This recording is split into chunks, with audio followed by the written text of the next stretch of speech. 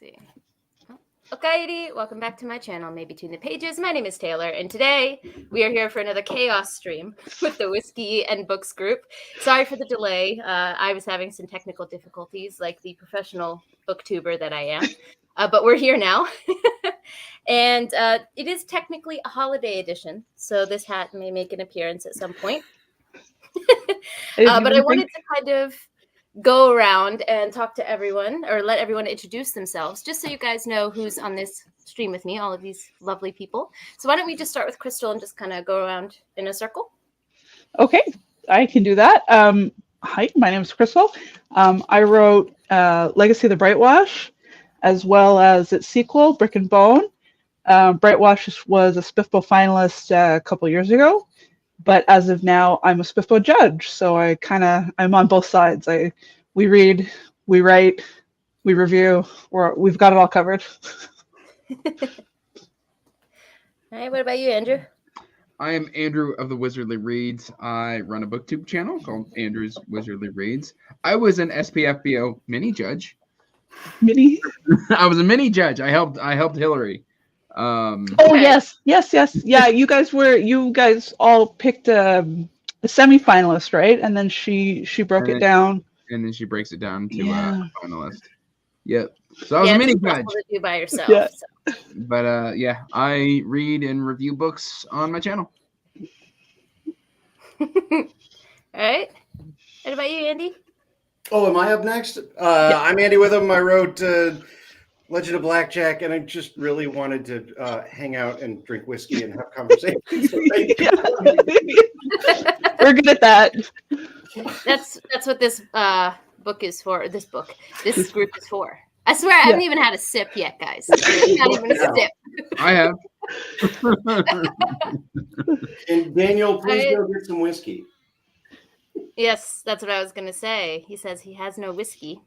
Daniel says, which is just not allowed on this stream. All right, what about you, Sara? Hi, I'm Sara. I'm one half of Fiction Fans Podcast. We're a weekly podcast that talks about books. You might hear snoring. That's this little one.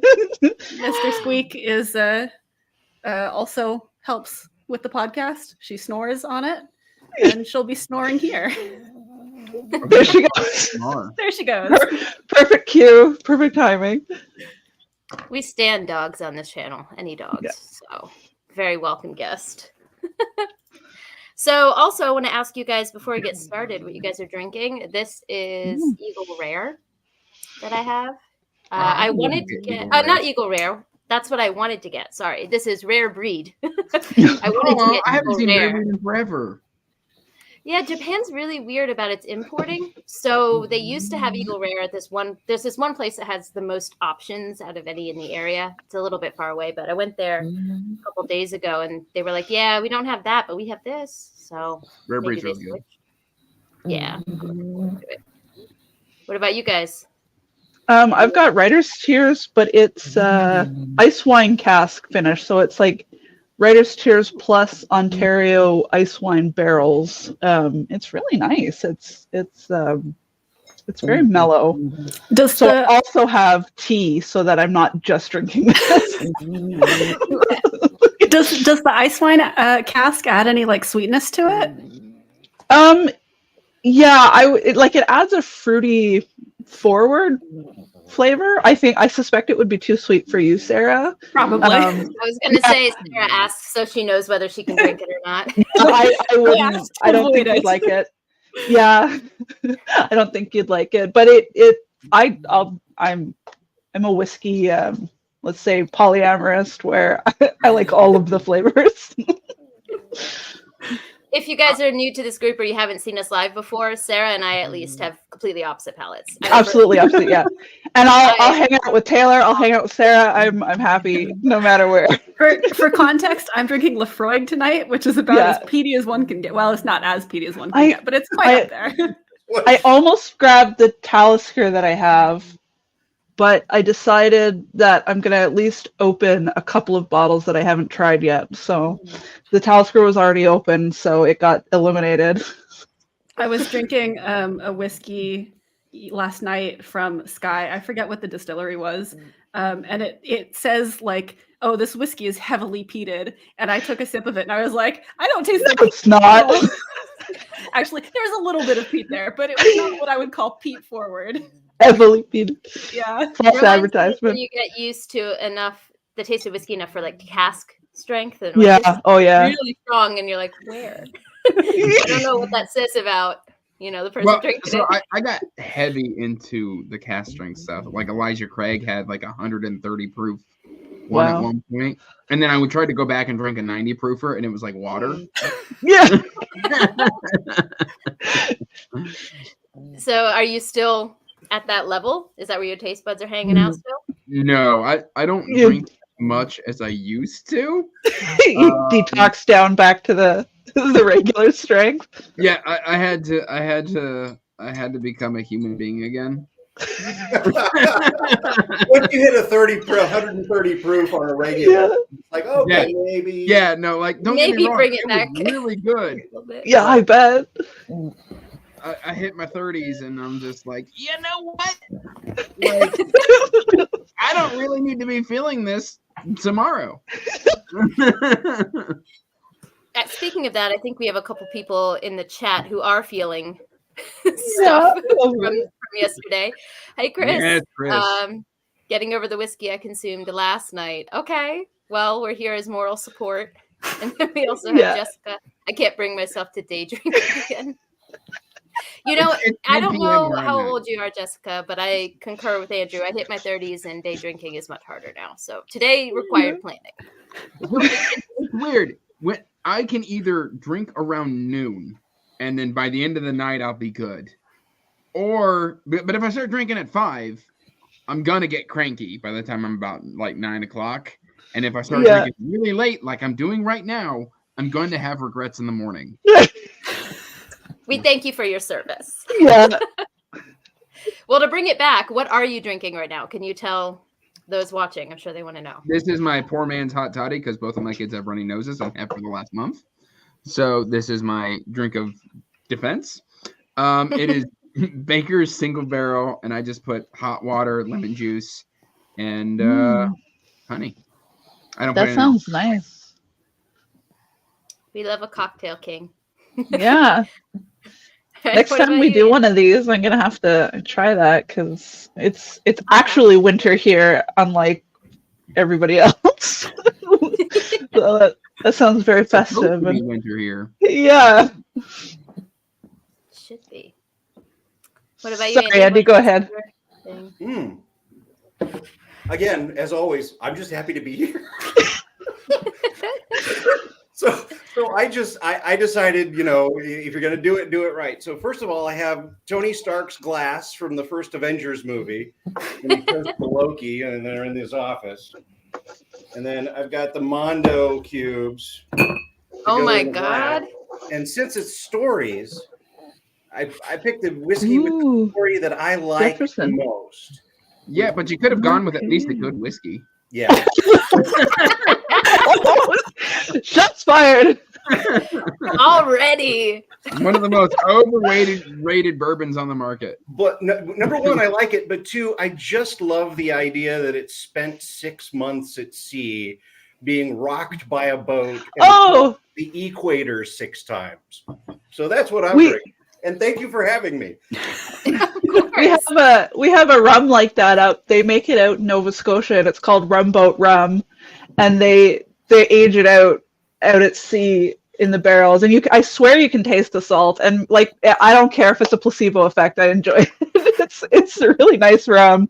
Yeah, and so, I just like the idea that it's just been rocked for 6 months. Yeah, exactly. It's the same thing. Be rocked for 6 months. I wanted to pull this. I will fall asleep. I found that out on the bullet. I know. I wanted to respond to this. Jessica says, Nomi Hodai in Japan ruined my insides. And yes, I don't know. Nomi Hodai means all you can drink. Oh, Sarah is also a drinker. Even though there's all you can eat and all you can drink. And a lot of restaurants have the all you can drink. Dangerous. I want to try it. Yeah. It's for like a time frame of like 2 to 3 hours. And then, of course, in the last 10 minutes, you order like Yeah, you 10 get years or your whatever, money's and then worth. everyone Yeah, holds them. But it's dangerous. It's I'm ready. Let's go. When you come, I'll take you out. 100%. Yeah. So I did Sarah, want to start Are with. you honestly going Sans whiskey? No, Oh no, Sarah's got. I've got my Lefroy. She said Lefroy earlier. That reminds me. So we haven't had one of these since before. Since You I were think I you was were in the still middle of my pregnant. pregnancy. Yeah, you were still pregnant, so we were all drinking on your behalf, and we got stupid Yeah. really fast, and I was don't the- remember anything else. I was the designated host instead of the Yeah, designated driver at that time. Yeah, I dipped But that in the about time- an hour and a half. Well, your kid, I I think, don't even got sick remember. all over the floor, if I remember. Oh yeah. Right. Oh yeah. See, that's why it helps to have one sober person because I don't remember any details. I forgot about that. But the time before that, which is, ages ago in internet world, but Sarah, Yeah. you had mentioned how, or not mentioned, but we discovered how separate our palates were. And after that, I bought Lefroy. Oh no. And I on a haven't tried it. I haven't tried it. So I thought I could try it on this stream. Yes. So once No, not I'm LaCroix. going to apologize in LaCroix. advance. We have very, very different tastes. You are going to hate it. But it's content, okay? Yeah. So, but I'll finish. You'll take have my to- time with this and then try sip. You'll have to save it, Taylor, and then me and Sarah will come visit you someday, and we'll drink it for you. And then yes. Okay. we'll bring you. I'll bring you some of the sweeter Ontario rye. I bet you would like. Yeah, I'll bring you something nice and sweet from California. Yeah. I love rye, so I'm there for that. I'm not a huge rye fan. Really? Not I your tried. cup of tea? Yeah. Rye is also too sweet for me. Yeah, I like it. I discovered it because just by just trying like local, because we, for some reason here in Ontario, we have a lot of rye producers. So that's how I fell into rye. It was just interesting, and then I'm not picky. Well, I don't remember the name. It's got a really cool label. I think Andrew, you might have sent a picture to the group a while ago. It's like illustrated labels. There's 3 of them. There's a red one that's a Oh, bourbon. yeah. Red Dream? Yeah, Maybe. yeah, the green about one, the Redwood Empire? rye. Yeah, Redwood Empire, and then the green one, whatever that is. That's the rye. I've got Red Dream in my kitchen right now. Yeah. It finally made it to Indiana. Well, for me, honestly, Redwood was like the bourbon was aight, but the It's a rye good is daily the one drinker. that really got It's a me. good daily drinker. Hmm. Yeah.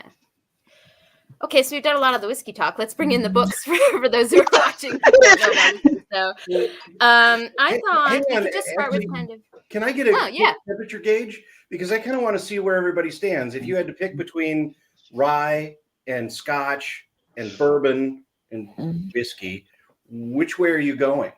Bourbon. Scotch, no question. Yeah, if I wasn't allowed anything else, I would say Scotch. Like I like rye when I don't feel like thinking very hard about the whiskey I'm drinking. Like it's just an easy, like, yeah, I'll have a finger of whatever. But whiskey, Scotch is just it's so much more of an experience somehow, where like there's so many layers to it. At least any of the ones that Sarah has told me to try. Everybody agrees that monkey shoulder tastes like butt, though. Yeah, I didn't like monkey shoulder. Actually, Tastes like rancid butterscotch. yeah, I remember trying it and thinking like, maybe I don't like Scotch, and then I tried something better, and I was like, oh, actually, yeah, no, Scotch is great. Sorry, monkey shoulder. What about you, Taylor? What about you, Andy? Me? Yeah. Yeah. Bourbon, 100%. Bourbon. Yeah. straight up. Andy All right. likes iced tea. Yeah, it's delicious. See, my problem is rye is too sweet, and I tried forever to be a man and have hair on my chest and like, and I drank Scotch for a decade, and Oh wow. every single. It was like being beaten with a belt every time I drank Scotch. That's Yeah, the that's good why thing I about like it. it. Well, did you at least get a hair on your chest? I got 3. Okay. Yeah. So Well, I tried also, and we tried and have- tried. And I even did Ron Swanson's Lagavulin, and I did the Christmas stuff. It's just like drinking a kilt. So yeah, I'm like non-denominational whiskey when I can find something smooth enough to not hurt me. Yeah. And this is also the correct answer. Bourbon, Oh yeah. So. Joe. Bourbon. So Joe I is always right. forgive you, Joe. I embrace you, Joe, as a brother. Yes. Welcome to the My older the brother, but my clan. brother. Had to slip that in there. Sorry. So I thought we'd do book-wise a year in review. Now, for those of us who are booktubers, I'm not asking us to spoil our end of the year videos because I know those are big, like for Andrew and I. So just like, throw out 1 or 2 of books that might make the top or might, be the most disappointing. Throw out just some highlights, best, most surprising, most disappointing. And I asked this question and I planned it and I didn't prepare. So I don't remember what I read. You go. I'm frantically looking at my Goodreads right now, trying to think of what I've Yeah. actually read. Well, I will Fortunately for me, say- the list was really short, so I'm gonna. Now I'm looking at my shelves, considering. There we go.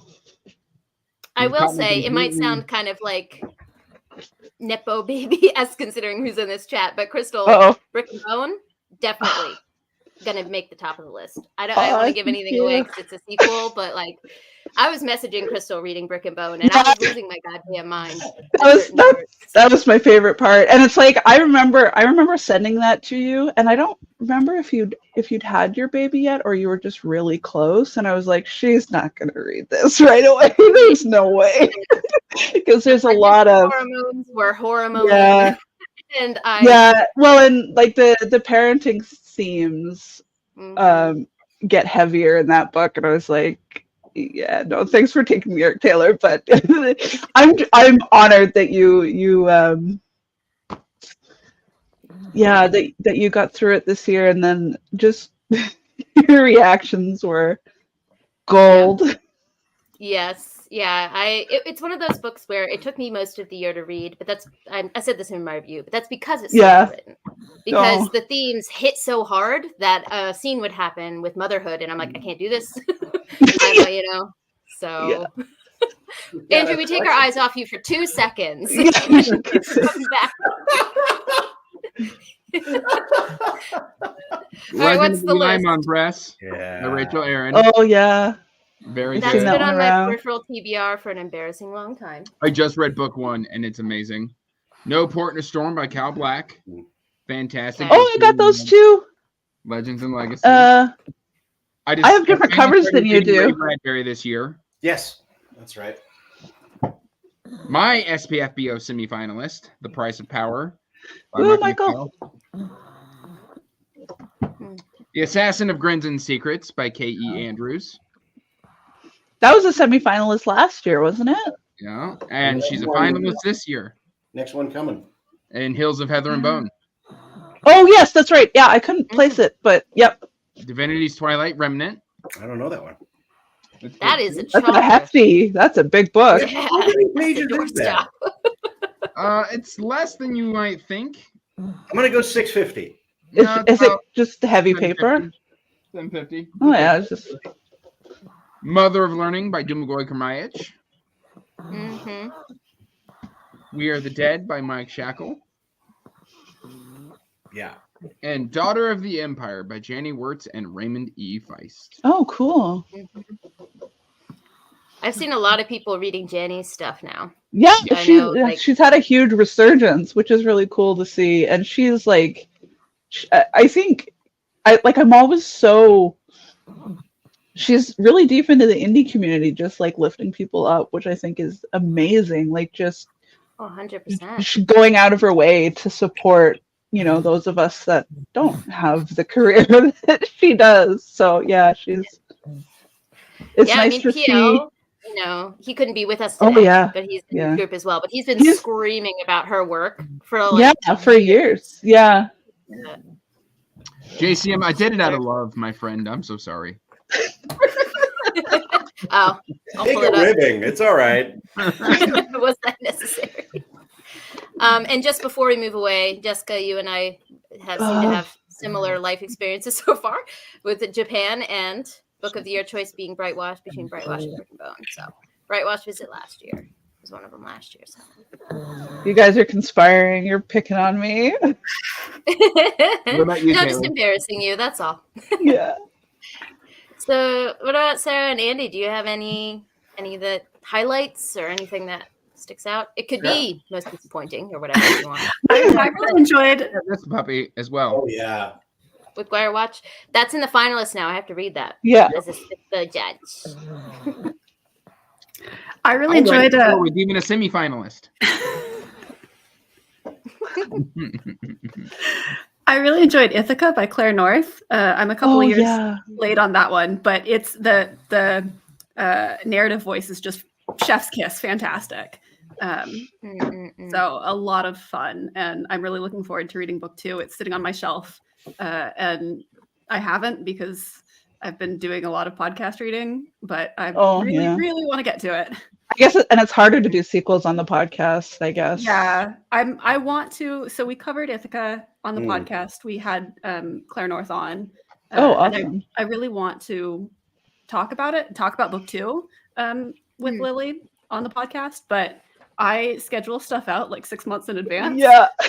So I've seen the schedule. Yeah, our schedule is already full through like March, and I'm like, oh god, when are we going to have a chance to cover this? I know that issue. It's a good problem to have. But. Yeah, it's not, and it's a problem of my own making. I mean, yeah, like I'm entirely blamed for that. Yeah, because the podcast, like Lily had to like bully you to agree to this podcast, didn't she? Like, isn't that the origin stories? Lily bullied me into it. So she's my cousin. Like, she has a lot of sway with me. She can bully me into things. Yeah. She said, "Hey, Sarah, we're going to do a podcast." And I said, "Absolutely not. No way. There's no way I'm going to do a podcast." And she sent me a Google document basically titled so here's my podcast idea. And then I was like, okay, fine. Yeah. Yeah, now you guys must be like your third year, because like you launched it about the same time that we started in February. February 2021. Let me actually look at my calendar because I have all of these. February of 2021. Yeah, that's the same month that I published, and I just remember like immediately either you had I don't think you had an art, because I don't think I knew. No, I didn't have an art. But anyway. But I pre-ordered because you talked about whiskey and Octomore. I was like, I like this person. Yes, my friends bought me that bottle of Octomore. People together. Yeah, because it was like lockdown, so I couldn't go anywhere or do anything. So my friends on Twitter put together like a PayPal and sent my husband out, and they bought me a bottle of Octomore, and that was my publishing party. Whiskey and books, and now we're in a. Now we're in a group. You sold at least one book that way via me. Yeah, this is perfect. Yeah. Yeah. So my favorite book. Oh, sorry. Okay. No, Krystle. I have one. My favorite. I've been screaming about this since I started reading it for Spiffbo was Petition. Yeah, and it kind of broke my heart that it got outvoted for Before We Go blog team. Although our finalist is also excellent, so like it was literally down to counting votes. But Petition is fantastic. It's like a love letter to the genre, but she's brought a new spin to it, where it's like we're all familiar with the Magic School story, but she took it to now you've graduated the school and you have to get a job.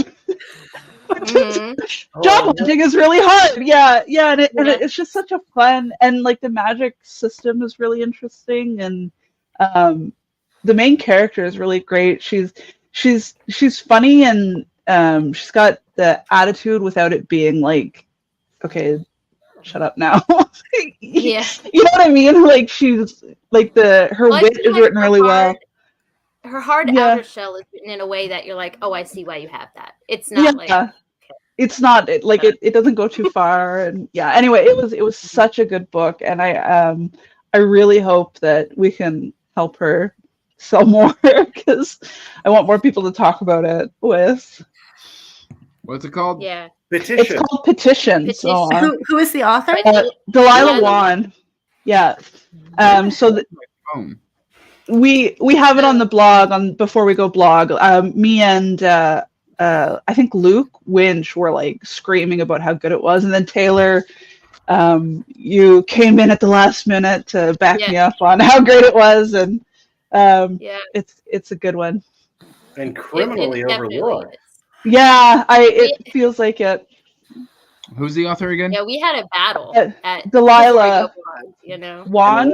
WAAN. Yeah, that's right. And it also talks about, I mean, the themes are there, but they're not overbearing as in to take over the story. But it also talks about the idea of being an immigrant. So the main character is an immigrant into a country. So there's a lot of talking about that perspective. You know? Yeah, and just, her parents want the best for her. And she honors that instead of fighting against it. And I thought that was really nice to see. The main character very clearly loves her parents, and it's a good relationship. And I feel like there needs to be more of that in fantasy because, relationships with our parents can be complicated, but there are those of us that do love our parents in the world. So it's nice to see it in the genre a little bit. We exist. Yeah. Okay, either this is a very complicated name to say, or I'm just not drunk enough. Alice, no, why? What are you doing? What? In the dominion of Alice No White. Yes. Oh, yeah. There's that is one thing I will say is there are different houses. This is the worst naming convention I've ever seen. Well, it doesn't have any. I bet if you read it in your head with an Australian accent, it suddenly makes sense. Yeah, because I've got that ready to go. Sorry. Yeah. The one thing I will say is there are like 5 houses and they all start with I's, and it took me 3/4 of the book to know which one was which. But by context, you can tell, even if you don't remember the name. So I did that. You know that thing where you don't know how to pronounce stuff, so you just mumble in your head and then you move past it? Yeah, you just skim over it. The 17-letter word that starts with D. That one. Yeah, exactly. I'm adding it to my wish list. That was just a small critique. And it is a common problem in this genre, so we're not picking on Delilah specifically. It's no. Who among us are not guilty of this? There, it's on my wish list. I've added it to the wish list. I love that. I would also say 2 standouts for me. One is the manga Monster. So I read that when I was too young to like appreciate it. It's not, I mean, it's very good drawing skill, but it's not aesthetically pleasing in the way that some anime or manga might be, like Sailor Moon or something like that. So I read it when I was too young to deal with the themes. But basically, there's this. Murphy and Phillip read that this year, didn't they? I'm not sure, but if they did, it was a great choice because there's a twist that I won't give away, but I already knew the twist, and rereading it as an adult, I was like, this is phenomenal. So I still gave it 5 stars. Basically, there's a dog snoring. That's fantastic. Yeah, that's Mr. Squeak. Yeah, that's Mr. Squeak, the culprit. Still obviously asleep every time you hold her up. Yeah. She's very loud. It's ASMR. Just do that every 10 minutes to give me a chuckle. See, so basically, there's a doctor who's the top of his field, a brain surgeon, and he's to the point where anyone that he does the surgery on will survive. So the people that run the hospitals start kind of using him to save specific lives over others, and he becomes like a tool for the people in power, and he starts to kind of struggle with this idea. And then at one point, he decides to make his own choice about whose life he's going to save, and that has extreme consequences later, and he has to deal with that. So it's like very psychologically twisty. It's fantastic. And then the other one that isn't a favorite but stands out was this science fiction anthology I read called Broken Stars. It's translated Chinese short science fiction stories. There we go. And it's translated by Ken Liu, who's one of my favorite authors ever of the Dandelion Dynasty. So good. But there was this one story, the titular story called Broken Stars, that I cannot get out of my brain because it's so fucked up. It's so fucked up. So even though it wasn't an all-time favorite, when I say memorable, 100% that story. Yeah. In what way was it fucked up? In the way that it's presented to you as in you think you know how the story is going to go. So it uses tropes and you're like, oh, okay, I see. This is going to go here and this is going to go here. But then it's twisted on its head, and then a different person is given agency than you think originally had the agency. And so then when you see that switch happen, you're like, Jesus. Because once that switch happens, then that person starts to take full action. And it's a lot. It's stressful. I don't want to. I read John Palladino and Mike Shackle this year, so it's got a high bar. I'm telling you, it's a short. If you can find, it's called Broken Stars. I know it's part of an anthology, but if you can find it on its own, translated somewhere, just let me find the actual translator is Ken Liu. I'm telling you, the end is like, just. Broken Stars, Contemporary Chinese Fiction in Translation, Ken Liu, on Kindle for $12.99. Yeah, so if I'm saying the anthology nothing on Kindle should be above $6.99. Amen, brother. I agree. E-book, that's a lot. If you can find that story by itself, I would go for it. The anthology itself wasn't like mind blowing. There were some good ones, but that story sticks out. Still remember it to this day. Oh, I cannot get over the snoring. Yep. My daughter's awake. Should we get another guest for a second? Yes, please. I want to see the baby. Gonna bring the baby. Why did you turn Swedish? I want to see the baby.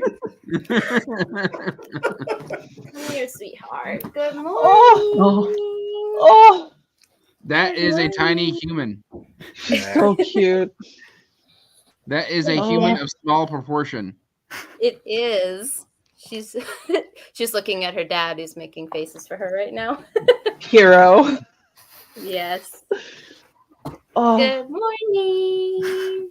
Oh, she's so pretty. How old is My she? daughter being that small. 6 months. Yeah.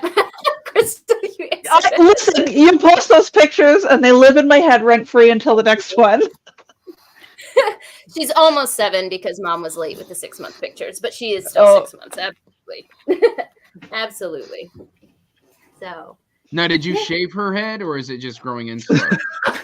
Listen, the number of people who are Okay, still hey, listen. That's an actual tradition in certain Asian cultures. It's to shave the head. Oh. No, we didn't shave it. Nope, she's just bald. But according to my mom, I was bald for a long time too. So sorry, honey. You got that from me. Yeah, that's an actual. My wife's Chinese. Listen, the longer that you don't have to brush your hair, it's actually a good thing. Yeah. Yeah. You do. She still kind of rubs the hair off of this part of her head. Yeah. She turns. So. My son, like my daughter popped out with a full head of hair. My son had hair, but it wasn't quite as thick and lustrous as my daughter's. And he got the bald patches. She never did. She never struggled. Like, as soon as she popped out, her hair never fell out. She never got any thin patches. It just started growing. Love that for her. She's in the grabbing phase. So anything kind of within reach is... My son's currently in the fighting phase. Yeah. Oh, that's not fun. That's not a fun phase. He likes to bite me right here. Oh. What? Why is Oh, this when you're top like, of your head I'll be available? laying on the ground reading, and he'll just climb on my back. And I'm like, "Hey, buddy!" He's like, "Ah!" Don't read on the ground.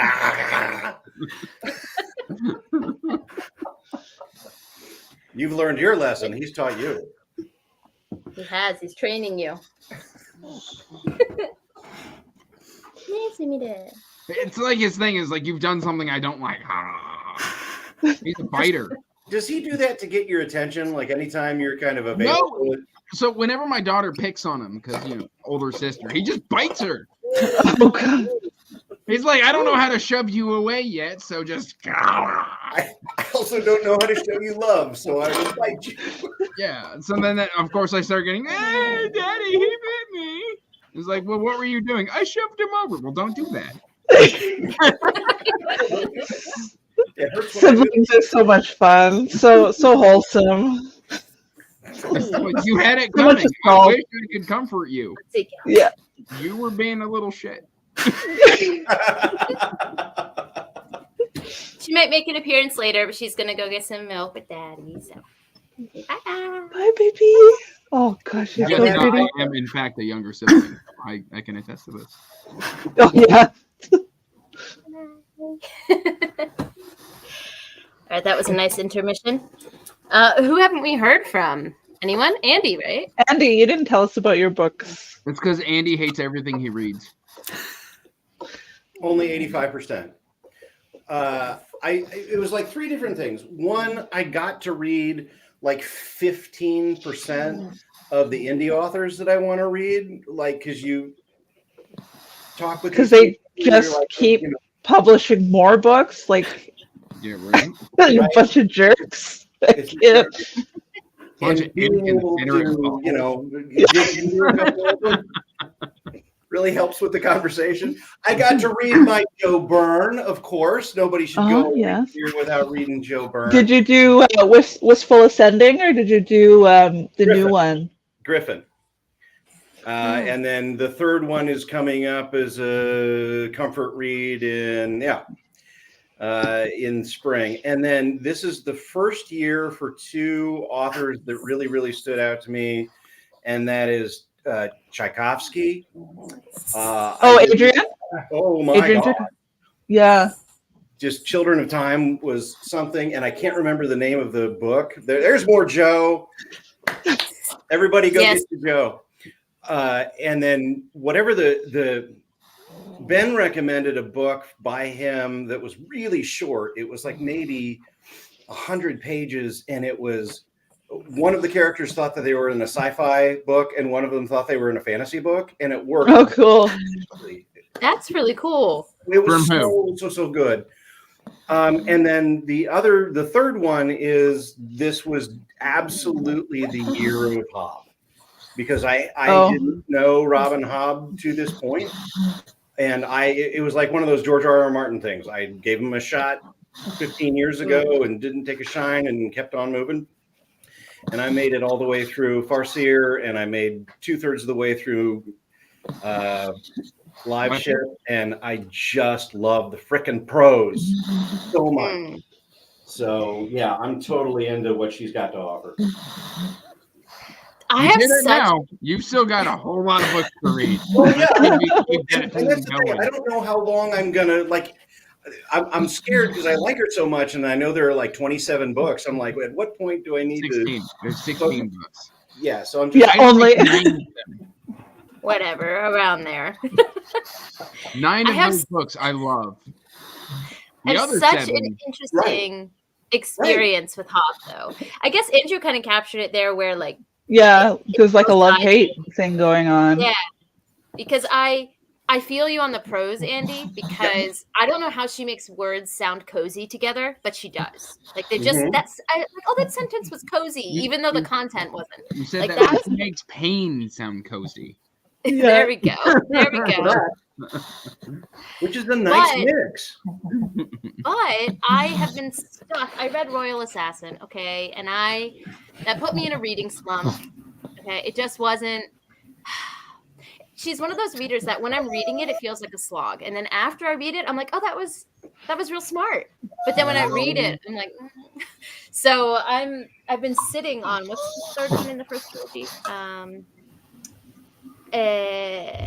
Assassin's Quest. I've been sitting on that for like half a year You're gonna want to now. sit on Quest because if you thought that Assassin was a slog, Or yeah, Royal Assassin. Yeah, I don't know. Yeah, I've heard that. I think that's why I haven't picked Quest it up yet. will be an interesting experience for you. My issue with Hobb is the first 9 books I think are fantastic. And apparently Hobb puts dogs to sleep. Everything puts Mr. Squeak to sleep. This is not a statement on the quality of the conversation right now. My issue with the next 7 is the fact that I love the first 9 so much. Mhm. I know Hobb could have done better. Well, Oh, interesting. the thing is, like, I will probably listen to what you have to say and stop after 9. Because, I think I'll probably be okay. I don't want to keep Krystle, going. don't It's say like this. Terry Don't Brooks. take this the wrong way. I think you 24. would love probably the Rainwild Chronicles because it's got a more of a messed up romance element to it, Okay. which is not something I like, and it's also got the worst dragons in fantasy, though. Oh no! Yeah, Oh, you're not What makes them bad? Yeah, fired. They're made of wood? no, well, Kind of. Well, the reason that I wanted to read Hobb in the first place was Liv Ship, and so I don't remember who left me the comment. I feel terrible because it was a really good comment, but saying that some elements of Liv Ship that they really enjoyed, and they were like, if you don't like the first trilogy so much, you'll probably really like Liv Ship better because of this and this. So that was music to my ears. I at least want to get to Liv Ship. I have this thing for like inanimate objects, sentient. I love it. Jessica, I'm glad you love Ringwilds. I hated it. That's right, Mr. Squeaky. That's right, Mr. Squeaky. Wilds. Taylor, do you feel the need to read them in order, or like, because aren't they like self-contained trilogies each one? Couldn't you skip? They are, but I'm so tight. I'm so tight. Like I can't. Okay. They are not self-contained. Oh, they're not? Okay. 3 of them are sequential sections of Fitz's life. Oh, like it's So chunks like of trilogies, young or? Fitz, I see. Old Fitz is middle-aged Fitz, and then Fitz and the Fool is old Fitz, and then you've got Liv Ship Traders between Tawny Man and Fitz and the Fool, and then you've got no, I've said that wrong. You've got Liv Ship Traders, which is between Farseer and Tawny Man, and then Rain Wilds, which is between Tawny Man and Fitz and the Fool. So could Taylor jump in at Liv Ship, or does she have to have the previous stuff? Yeah, just jump, Taylor. Just do it. Jump in, but there's a certain part. I should not be so uncomfortable with that idea. there's a certain thing Embrace the chaos in Liv Ship Traders. If you start at Liv Ship Traders, it won't have the same punch. But is it worth it? But you'll be okay.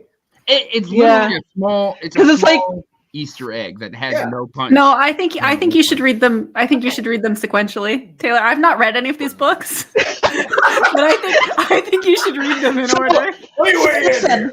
All right. Well, I feel the same. I feel the same about books as I do about whiskey. Is the book and/or whiskey that you're enjoying is the right one, and it's like. If there's a payoff in there that you wouldn't enjoy or you would miss because you didn't read the other books, if you enjoy Liv Ship, isn't that better than never reading it at all because you can't get out of the slog that you're in? Like, see, right? Look, and it's like apply logic to what is not logical. That's fair. Now, I'm cheering for Krystle. They're incredibly short books now because I started reading The Wandering Inn. Oh, yeah. Well, I want to do the audio for Wandering In. I really want to. Andrea Parsnew is the best. My friend has been, my friend Yanni has been screaming, kind of like PL, about it for years and years and years, and it was like Into the Void. We have like a little mini book group that we're a part of, and she's been telling all of us to read it. And finally, it's starting to get more traction. She's like, "You guys missed your chance. Now you can be part of the first group that loved it." But now you're in on the bandwagon. You're not like early access cool. Exactly. I can't be cool anymore. I missed it. A whole frying remember you pan. posting that. Oh my. Does that make Wandering in pancakes or no? This is a display one. It's not made with a cooking surface. Nuts. But I say you cook on it anyway. I could if I could. Yeah. Daniel says, "Yeah, you can read Liv Ship on its own. You'll still get that thing. I guess the Easter egg. If you've read the first 2 books in Farseer, which I have. So I like the sound of this, Daniel. I like this. That is true. AQ is the sloggiest by far. That might have just made my decision for me. Yeah. See, it's funny because I'm a Wheel of Time fan, so slog not really an issue. I really liked Assassin's Quest. Mike hated it. I liked it. Mike's wrong. You heard it here first. Mike who? Mike from Mike's Book Reviews. Oh, okay. Said it, and I'm not sorry. Okay, hold on. I had to do a little bit. Thank you. Yep. Get rid of that. Nope. I'm my own moderator, so give me a second. please. I got it. What did DJ Smokey do? Is he posting? Oh, He said good some to weird be stuff. ignored. Talking about what? Oh, is that 200 pages of just traveling in the snow and doing nothing else? Yeah, no, thank you. Yeah, that's exactly. He's not wrong. the one that you're on, Taylor? Yes, it is. The one that I haven't been able to Skip bring it. Yeah. You know, you guys are winning. You're wearing me down little by little. I'm just gonna message you like once a week or like once every other week. Have you DNF'd the slog yet? Yeah, I need that Go. I'm gonna help. Yeah. This is kind of connected to holiday edition, but this is a question I wanted to ask you guys is what's the best book related gift you've ever received? Doesn't have to be for holidays, it could be for like a birthday or something. But we all love books, right? So I mean, I just showed you my frying pan. Well, it's a gift from yourself to yourself, right? No, that was gifted to me by her team. Oh, okay. So let me see if I can get them without actually moving my desk, but I don't know. Wish me luck. She's going spelunking. Yeah, I got them. I did it. Okay, so anybody who knows me for any period of time knows how obsessed I am with David Gemmell. So my husband found these. So this is David Gemmell, White Knight, Black Swan. And then that one. I know, David Gemmell, Rhyming Rings. So these are 2 books that he wrote. I think he wrote White Knight, Black Swan first, or published it first, but don't take my word for it. Check my sources. Doing this to me? And it was, so it's not fantasy. I want to make that clear. I don't give a damn. Yeah, I know. But so he wrote it, he published it originally under a pen name, and then Galland's got the rights to it a couple of years ago. So anyway, he found those for me, kind of in the in the dark corners of the internet, and just getting new David Gemmell novels for the first time in like 10, 12 years, that like broke me just a little bit. 06, I think. 06. And I'm not sure when these were published, but yeah, like it might have been about 15 years. These were published 2017. So I think I was right when I said 12 years because it wasn't right away. But yeah, so getting those in the mail, I didn't know they were coming. I didn't know he had found them. And opening a box and getting a new David Gemmell novel. Honestly, I think it's the reason I'm published now because it reminded me how I got here. and like how meaningful those books were to me as a young person, and kind of reignited the fire of like, man, I got to do this. Like I promised myself I would make this happen, and then a couple years later I did. So that was the best book gift I've ever gotten. He can't top it now. He's done. How awesome and sentimental that was. I love that. Yeah. Now I'm gonna open the floor to someone else to. I'll take it. Thank you. All right. Before I cry. Mine's also David Gemmell, and this one. I am gonna cry. So I fell in love with David Gemmell about 2 years ago, and I started buying up as much of his backlog as I could. And I bought a random copy on eBay for $15. Oh, It's this copy right here of Ravenheart. Oh, Ravenheart. Oh. And then when I opened it, and I saw that it was inscribed. Jackpot. Jackpot for $15. Is it hardcover too? Mhm. Wow. Wow. The spine is crooked, which normally is something I would unhaul. And no, this is one of my prized possessions. Yeah. No, Not letting that go. there's no way in hell I'm letting it. So literally, I got it, and it had a destroyed dust jacket. So I bought a second copy to get the new disc and transplanted the dust jacket. Wow. That was a gift from the universe. That was. Yeah, that. So that series is the one, like that Storm Rider. So it's the one that comes after Ravenheart. Storm Rider is the book that, like, I read Midnight Falcon first, and then I read Storm Rider, and I was like, and I was 14 years old, and I was like, I want to do this. This is going to be my life. So yeah. Oh, and hardcover. Yeah, I don't have any of those. But anyway, I do. Krystle.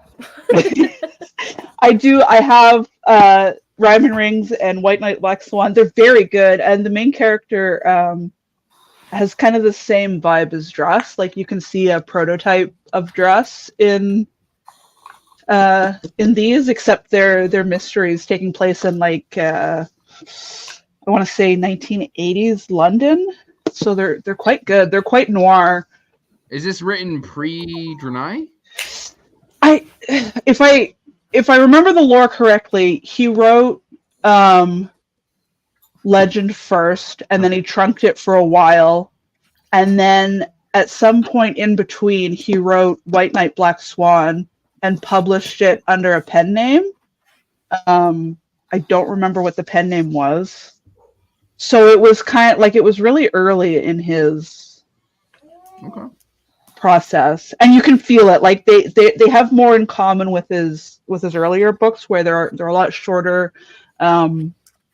They're snappier. There's less character development, as you would see in the Regante series, but it just has that familiar. But it's got the grit and like the rough edges of like kind of a seedy noir London vibe, and so they're really good. My other answer is this, though. Ooh, that's pretty. This was a gift by my Discord mods, and oddly enough, it was signed by the author the year prior on my birthday. Oh, cool. Pure coincidence. So what book is it? We can't tell.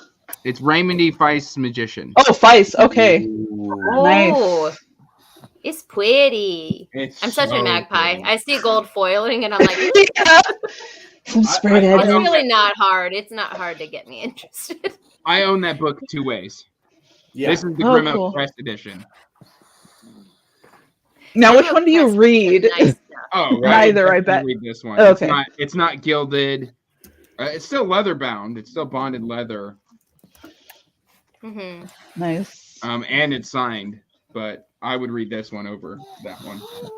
That's something that I found. Like, I've started buying sprayed edge special editions, and then it's like, I can't. Welcome to this. the Yeah, so I have 2 versions of these books now. You're welcome, Stephen. buying so many copies of your books.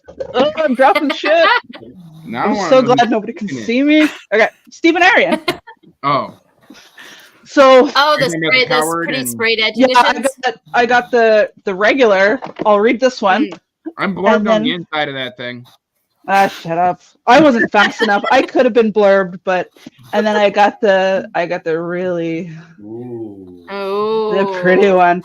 So this is my shelf copy, and then this is my reading copy. 'Cause I can't touch it. And then I did the same thing to myself with Amin El Sarafi. yes, and then I've got the Canadian version to read. So that's this the is not problem. a sustainable. I can't go back on pretty editions, but I also can't afford to. So I put myself in this space where like I can read them, but only at home when I have like a pillow to put them on. Like I can't be reading these books willy-nilly anymore. I haven't opened this in a while. It's so pretty. I think this was the first like really pretty edition that I bought. Like just the map and papers. I feel like I need to start pulling books off my shelf to show them off too. You guys are... This is the first time in a while that I've had like books worth showing off. It's the nice thing about having a house with like a roof and stuff. Did you just headbutt the ground, Simone? You're gonna lose that battle every time. It doesn't stop them from trying, Taylor. Clearly not. She's totally fine though. Looking at Yes, me like... Jessica, you should 100% read Gimel. Okay, But I started with noted. Detroit- I I have started been with recommended Detroit many trilogy. times. Start with the later stuff though. Yeah. Because Start where he ended. yeah, because it like Troy is really gorgeous. He died There's while series. writing the last book of Troy. Yeah, and his wife Published. finished it. And then she's gone on to publish as well. Her book was really good too. I'm pretty sure there's a second one, but it came out while I was living in the middle of nowhere, so I think I missed it. I'm gonna have to track it down. No, Daniel, no. I don't want to bring the love back. It's not the book. No. But it's the only way I have to read the book, so I did it to myself. Also, I'm gonna ruin the illusion of the being a YouTuber because we all wear pajama pants, and that's accurate. But I'm gonna go get the Lefroy. I'll be I'm back. not wearing jeans. Thank you very much. You know what? I have a bottle of Lefroy too. Yes, That's everyone against should the drink code, Lefroy Andrew. with me. Oh no, I'm lying. I don't have Lefroy. I have Ardbeg. Sarah, help me. Well, Ardbeg. Yeah. Ardbeg. Okay, I was right the Drink, first drink Ardbeg because I know it's time. last. drink Ardbeg because actually I've been lying and I poured myself another glass and that other glass is Lefroy Ardbeg. Awesome. So we're like layering the whiskey experience. Yes. Krystle, Okay, what's so- that David Gemmell book called? Which one? The one that your husband Storm got. Rider series. White Knight, Black Swan is one. Okay, Sarah, is Night this fruit? or night? Okay. Yeah. That's a nice one. K. That's a Knight nice with a one. K. I can hit it in the chat if you like. I found it. There you go. $34 for a hardcover. Oh, Whatever. that's rough. Are you ready for me to hate it? Let's try I it. am fully expecting you to hate it. It's okay. Even Wait, the what's nose. hateable about it? It's too PDA for you. It smells like a bog, which I'm sure it's supposed to. I mean, Mm. basically, it's like tarmac. It'll put hair on your chest. Yeah, a bog with what is that? What is it that Fletcher says? Scent. Michael Fletcher says drinking peated Scott is like we're allowed to swear, right? Yes, we are. It's like licking a Scotsman's asshole. Well, with that beautiful Not imagery, something I'm particularly interested in. That's what Fletcher says. I forgive him and like him, even though he said that. But it looks like I'm that's- sorry, Taylor. I'm sorry for doing this to you. How bad is it? okay. The It- first it's- taste wasn't that bad, but now that it's settling like into the back of my throat, I feel like I swallowed Smoked? charcoal or something. Like Yeah, perfect. Sold. Send me the bottle. Yeah, we'll come visit and we'll drink it for you. Yeah. Don't worry. I just Yeah. don't like the way it's lingering right here to where like I can't escape the taste even when I breathe. That's a lot. So what part of the Scotsman's asshole was that? Right. Dinner. Maybe more near Clarifying the question. rim. How many parts of a Scotsman's asshole are there? There we go. Andy has some inside info that I was not previously aware of. Andrew. Open the pod bay doors, Hal. Well, I poured a little bit more than I meant to, so I guess I gotta take a couple more sips of this. So, all right, Sanja. I'm gonna get those hairs. I'm ready. Just get him lasered off. Cheers. Yeah, I like that. Oh, So I love I've your switched husband is offering to. to take it off my hands. Okay, that was brilliant. I love the hand coming in from out of the screen. To serve you. He's like, I will He drink just it. went, ugh. Oh, but the taste. No. It's like you don't have to eat the smoke. Ah. With otsumami. おつまみね。 I feel like it's a whiskey with otsumami already. なるほど、なるほど。 Eat it. I think you'll like this review. So he thinks in food all the time. So he was saying that it reminds him of having a whiskey with like a smoked cheese on the side already. Oh, So he yeah. doesn't need to have a snack with the whiskey because it's all that I smoked would flavor's already in there. still need the snack. Yeah. Yeah. So I thought you do. You don't. Now Make it for he you, needs he needs to get you a new glass though. He does. So if he's, Of something he's willing, different. He's putting Sumide in her little donut. Something good. With whiskey. Something. Something that's not Worth Jefferson's drinking? Ocean.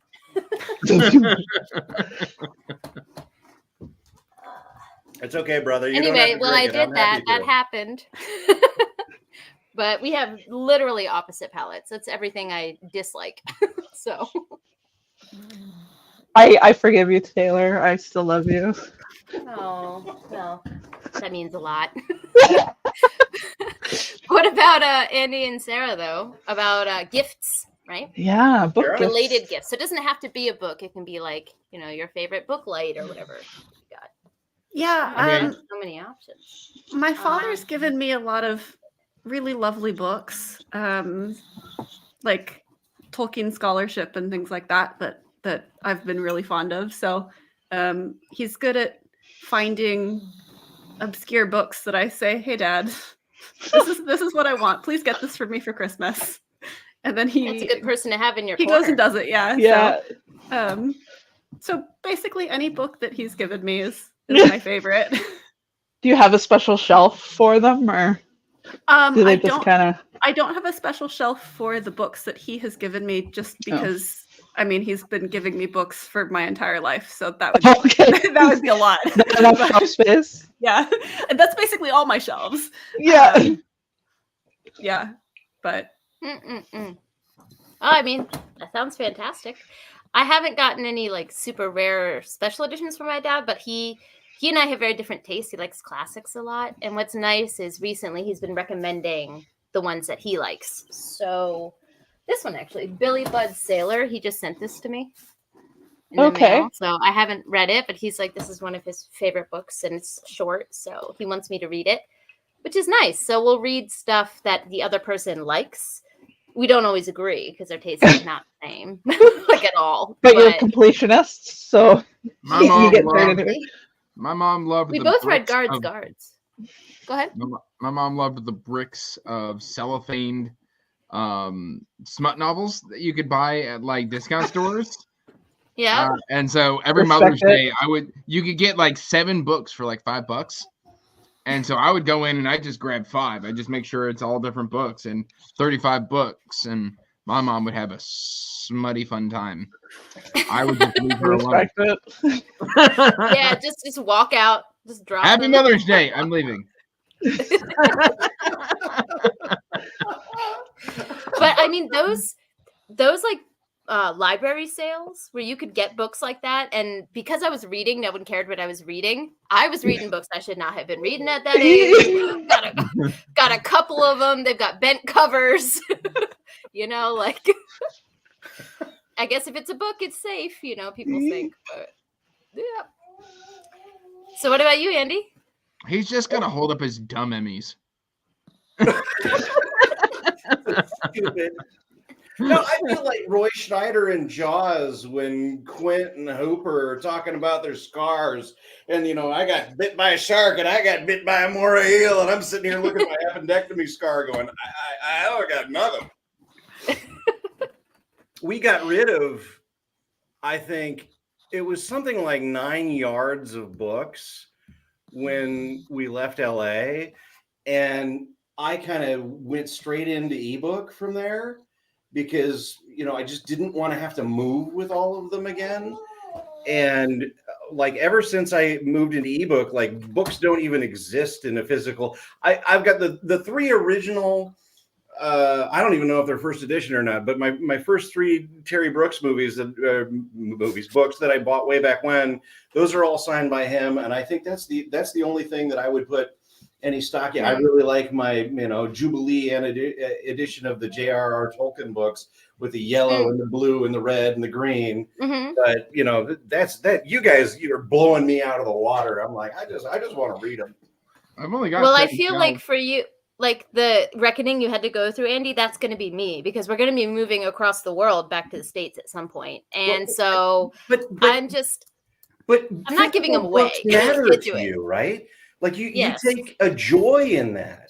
And I think it's really, I mean, obviously you're going to have to see Andrew does his book hauls and then he does his gun hauls and then he does more book hauls. And he did, you know, he just moved. He had to add like 27 bookshelves to his house. Yeah. Yeah. It's I'm facing the reality of it because even I know this is not true, but for my toxic brain, I don't own a book if it's an ebook. Like it doesn't count. Holy it's Moses. Just in the fairy world. Well, it's like Andy was saying, you don't have to move it, so yeah, it doesn't count. It doesn't. These are all my audiobook trophies. See, that's the thing. It is right? that I realized that they were trophies, and I was just like, I don't want to go hauling them around doing trophy stuff. And I really like reading on ebooks. So, you know, I've got my King and my Vonnegut, and it's just like the rest of it's gone. Well, as someone who loves a physical book, I can't deny that being able to read an ebook, like when she's, you know, feeding or whatever, having that there is, you can't beat it. Yeah, I think the only time in my life that I consistently read ebooks was when Ellie was like sleep training. And I had to like be near her but perfectly silent. Yeah, I got through a lot of ebooks at that point, and never again. Hey, Krystle, how many books do you? Because you know, booktubers. Oh my God, reviewers. Oh my God, Andrew. Oh my God, like, how many books do you read a year on average? I set my Goodreads to 10 this year, and I've hit that target. Yay! That's not a patronizing yay. That's a genuine yay. Yeah, no, feel awful. So thank you. Yeah, it's been 10 years for the last 4 years in a row, I think. 3 years in a row. And this is the first year that I hit it because mostly because of Swiftbo, because I got a couple of books that I really, really enjoyed, so I was able to like blast through them. And also I got into audiobooks, and that helped because mostly my time is like, okay, I'm in the kitchen for the next 2 hours, so I might as well listen to something instead of not. So then, audiobooks are a game changer. What's that? Was one of your stories book? Yeah, I guess I'm at 11 then. I owe her a review and stuff because that is part of the challenge. Like I certainly read my book like 4 times. I wish I could count that on my Goodreads. And I read Tori's book, and that was fun. I can put that on my Goodreads. So I'm at 11 this year. If I'm really lucky, I'll finish Adam's tiny adorable novella, and then I'll be at 12. Like, so yeah, Andy, you're okay. You're not alone here. Okay, thank you. You get around these monsters of rock, and it's just Yeah. like, oh, you know, I read 90 books this year. I was like, oh, I read 120. It's just like, I'm not even in the room. Yeah. Well, I think it's one of those things that I've struggled with this year, the good and the bad of it, right? So, Yeah. having, given birth and pregnancy brain is real. There were only so many It's types of true. books I could read. And then, it sounds silly, but format as well. So there's maybe a book I want to read, but it's physical. But because she was breastfeeding still, I couldn't do it, right? So there's a lot of factors this year. Yeah. And I think I always set it at 100. And I don't always make it. But I think I made it like 50 something so far. And That's I caught really myself good. feeling bad about it. And so I decided, Oh. let me just say it out loud, to my husband. I'm like, oh, I only read, let me let this feeling out. And he was like, Yeah. only Only "What's 50. wrong with you? And I was like, I needed that. Thank you. Yeah, yeah. Of it. 100 a year is my goal. That's what I want to get down to. Yeah. There you I go. want to read less so that I enjoy more. Because That makes sense, because once I think that I used to read a lot more, and then I started taking writing seriously, and like the switch that happened in my brain, it made it harder to engage with other people's work, because I've heard Ryan say that before too.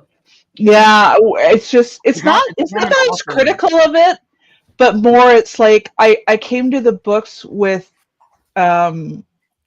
the expectation that they would teach me something, and that it stood as a boundary between me and actually enjoying it.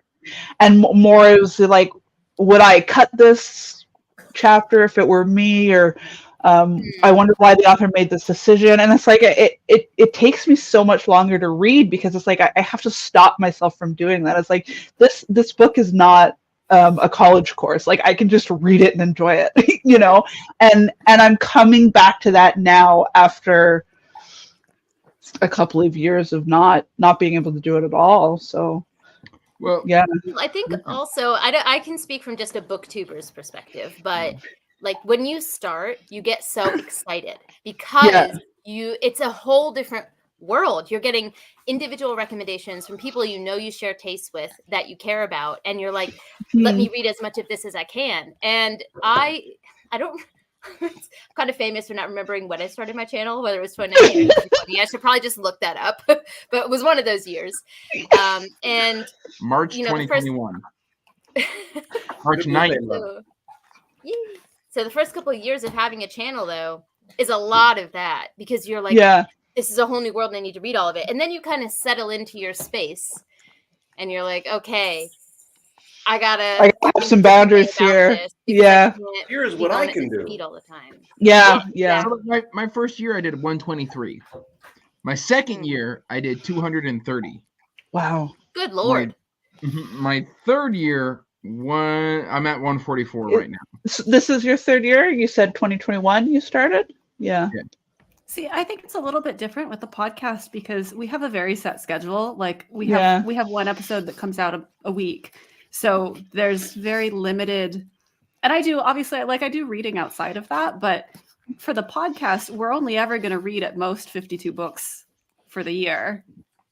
So you have to be very picky about what you're reading, especially when there's two people and we have very different tastes. Yeah.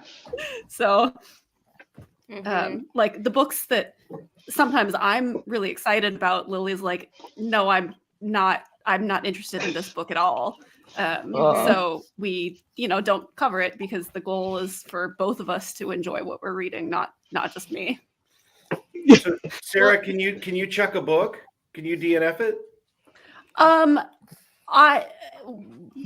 We prefer not to when it's on the calendar. I've done it once because there was a book that I hated, to be perfectly honest. Is it? I was like, I can't find anything good about this to say. I don't want to be mean on the podcast. Like, I want to talk about I guess that answers I love. that question. Bobby War? No. See, I think the Poppy War, paradoxically, is large enough that I wouldn't mind being mean to it. I had no problem being mean. Yeah. To Oh, Yeah, those are different spaces too. It's like when we're in with the indie crowd and like, you know, these people are our friends. It's a totally different relationship with their books as well, in a good way mostly. But I found SFFBO was really hard because I felt like I had so much power over people, and I felt really bad when the book was not working for me. I sympathize with that so much. I mean, there was one last year in the finalists that angered me. Like to the point where I made myself finish it because I make myself finish the finalists, because if I'm going to vote for a finalist, I need to be the whole book. But I think that also counted against it, because if it wasn't a finalist, would have DNF'd like right away. Yeah, and then and here I'm being not clear about the name because so many other people I know liked it, and it's indie. If it was like Sarah J. Maas, I have a hate review for one of her books. I remember the one too. Her second book in her latest series is trash. I hate it. I hate it so much. I just started reading, or I just finished reading the A Court of Thorns and Roses series, because I was like, I am in the worst book slump. I have a bunch of friends who are really enthusiastic. At least their enthusiasm will help me get through these books. Well, here's the thing. They were terrible, but I loved them. Exactly. I'm not a stan and I'm not a hater. I'm in between, right? So I think the first book in Court of Thorns and Roses is not a good book. It's just not. The second book, A Court of Mist and Fury, is bad in all the best ways. I love that book. I love it so much. And then I'm doing Assassin's Blade right now. Do you have an opinion on where that falls? On what? I'm sorry. Assassin's Blade. Assassin's Blade. What is that? Is that one by her? Yeah, it's a series of short stories. Oh, I haven't read that. Okay. I don't know. On the Sarah J. Maas book, I'm gonna have to go because I need to sleep. Okay. That's true. It is late for you guys over there. Sorry for keeping you up so late. No, you're worth it. I didn't want to miss it. Yeah. Well, we'll try to figure out time zones again at some point next year. Yeah. I think the solution is I just have to move to the East Coast, because that way Sarah, that would make it easier. But basically, anyway, so Sarah J. Maas, I'm not a hater, I'm not a stan, but I loved her first Crescent City book in House of Earth and Blood. Fantastic. I think it's her best work. I think she leans into all of the things that she's good at. And then the second book, she decided she was going to write a political twisty thriller, and I was like, ma'am, this is not what your strength wheelhouse is. And I hated it. So I don't know. But I definitely agree with you. The whole point of this is saying that I think it would be disingenuous to say that I would review an indie book with the same harshness that I would review someone like Maas. Yeah. You know? Yeah, it's just honestly, a different, for sure. Because it's a different relationship. I think because I know who they are, but also I recognize, being inside the community, I recognize like we are our own marketing team. We don't have a network of publishing professionals to help us out. So even if I don't know who they are, I'm aware of their burdens, and I don't want to unnecessarily add to them. I think you can't say anything nice. For me, and also like I said, if I'm budgeting 10 books a year, I'm not gonna throw in books that I can't enjoy on that kind of schedule, so if it's not working for me, I'm not going to finish it. And if I'm not going to finish it, then I'm not going to comment on it. It's just, unless it's SFFBO and I have to explain why I've cut it. So I think for me, like, I would be a lot meaner about a Sarah J. Maas book than I would about an indie book, because Sarah J. Maas is never going to listen to my review. Like, she's never going to see it. Yeah. She like, we're very small fries, fiction fans. Like, we're tiny fish in a very large pond. She's like huge, big shark, whatever. She doesn't care about what we do. We're not going to make a difference to her readership. But, that's not true with authors who don't have quite that that publishing power behind them. Yeah. That aren't Yeah, I selling definitely 40,000 agree. books a month. Yeah. Yeah. Well, I think, but there's a line to walk, right? Because the Yeah. people that watch me because they know my taste. Because you're and they honest, expect yeah. that I'm going to be honest. Yeah, like if I don't like something, I'm going to say it. But it's all about how you say it, I guess. Yeah. And that's a Yeah. skill that is constantly developing for me. Yeah, like how am I going to say I'm that? not saying that I want to lie about the books that we read. Of course not. Like I'm Yeah, I'm no, you being guys honest are. using you, yeah, I'm I going to promise. be honest about them, but I'm maybe going to phrase it in a nicer way. Yeah. Or we're just going to silently remove it from the calendar as we did for this one book. You're gonna have to DM me the name of this book later. Okay. I need to know. It's Taylor, you too. I don't remember. it's not someone that we have a relationship with or anything. Like it's Yeah, but I'm still curious. Yeah. Okay. Krystle wants the tea, okay? She wants the Yeah, I always want the tea. I don't want to be involved in the drama. I just want to know what happened. Well, I'm kind of curious, I guess. Sorry, Sarah, did you have something to say? I was just gonna say, like, I have a mutual on Blue Sky now who is a huge fan of the book that I could not get through, and I'm like, did we read the same book? Yeah. That's a weird feeling. Yeah. Especially if you otherwise have overlapping tastes. Like it's different. It's different when it's like you and Taylor and whiskey. Like we knew what was gonna happen. Yeah. The tastes were not. But when you have overlapping tastes and then you're like, what? I trusted you. Book were you reading? Yeah. Yeah. Exactly. Well, my But that's curiosity part of was the great thing about it is because you never know what's going to hit you. Yeah. You know, there is no accounting for taste, and Well, you then kind of look around for the thing that's going to turn you on, and every once in a while you stumble into it, and it's like, fire. I'm also very cognizant of the fact that, like, on a personal level, what I like one year is not going to be the same as what I liked a couple of years ago when my life was totally different. Yes. Like, I find now I'm especially critical of fantasy has this weird trend of commenting on the lives of like farmers who have livestock without ever once asking a farmer what this experience is like. Okay, got it. Not like that, but like there was something that I read and they talked about like the boring and uneventful herd of goats, and I'm like, have you met a goat in your entire life? Like this is not.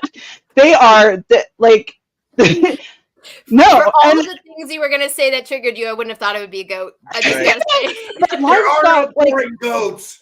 it's livestock is such a challenging way of life. Like, oh my god, like just the amount of times I have looked my neighbors in the eye and they're telling me your pigs are in my field again. I'm like, oh, god damn it, you know, like that's what farming is.